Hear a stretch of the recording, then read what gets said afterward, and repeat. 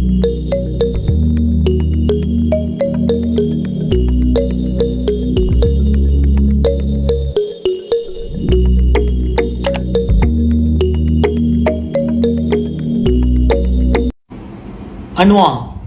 kamu biadab.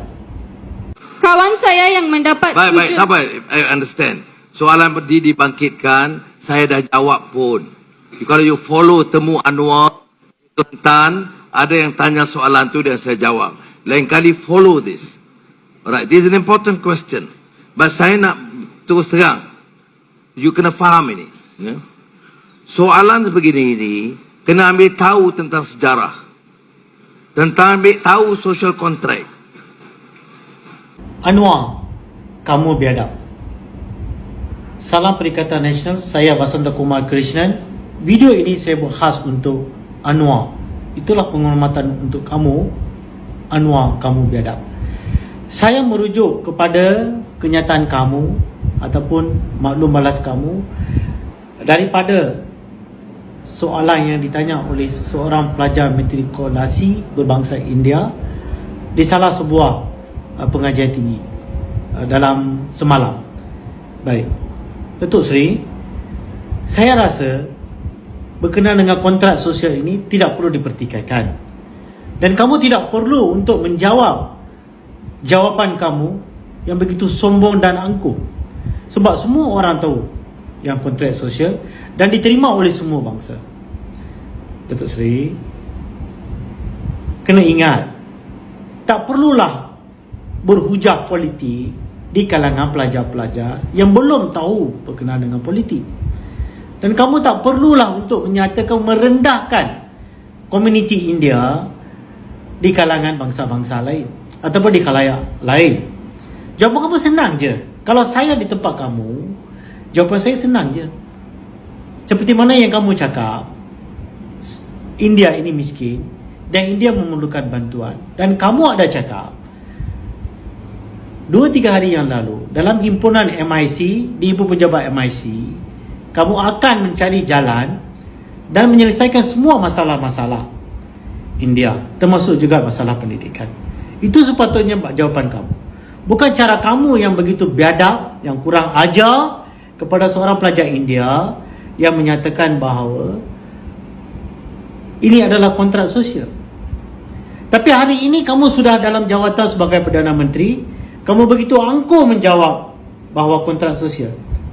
Dan sebelum ini, dalam pilihan raya yang lalu, kamu tak pernah cakap. Dalam kempen pilihan raya kamu tak pernah cakap. Kamu cakap is equal, the education is equal for everyone. Tapi hari ini pula kamu cerita lain. Anwar, kalau kamu nak main politik, biarlah di luar, bukan di dalam IPT. Dan saya ingin nak beri nasihat kepada Datuk Seri Anwar. Sebelum ini, salah seorang calon adun di Kota Anggerik, Najwan, bercakap India Estate. Kamu pula, Anwar, telah merendahkan bangsaku India di kalangan orang lain. Dan kamu telah demotivate anak-anak India. Yang seperti mana yang kamu selalu sebut bahawa anak India anak saya, anak Melayu anak saya, anak Cina anak saya. Tapi bila datang pendidikan, pelajaran, kamu asingkan anak India, kamu asingkan anak Cina. Mengapa? Bagaimana sejak bila kontrak sosial ini akan wujud? Datuk Seri, kamu tahu tak? Zaman Najib, dia memberi peluang belajar lebih luas, di mana dia mampu memberi matrikulasi sehingga 2,500 pelajar untuk orang India sahaja. Manakala ketika Tun M, kota ini ditingkatkan daripada 2,500 ke 4,000 untuk bukan Melayu. Manakala zaman Tun juga memberi ruang 10% untuk belajar, untuk komuniti India dan Cina untuk belajar di MRSM, di Maktab Rendah Sains Mara, untuk matrikulasi. Itulah cara pemimpin-pemimpin yang dahulu, Tun M dan Najib, mencari jalan dan memuaskan dengan semua bangsa dan diterima oleh orang Melayu, orang Cina dan orang India. Tapi jawapan hari ini telah menyedihkan, telah mendukacitakan seluruh rakyat berbangsa India.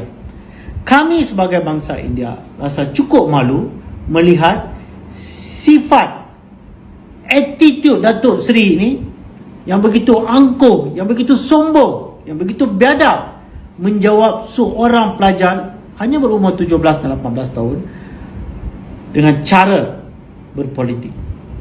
Datuk Seri, kamu kena ingat, kamu jangan anggap India ini adalah fixed deposit untuk kamu. Akan kami ajar kamu dalam PRN 6 nanti. Itu ingatan saya kepada kamu. Kami akan bangkit. Komuniti India dalam seluruh negara akan bangkit, akan lawan Pakatan Harapan pada PRN 6 negeri ini. Kami akan ajar.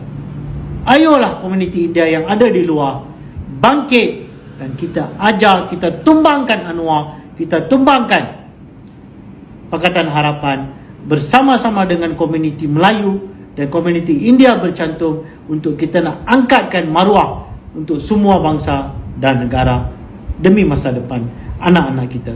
Terima kasih.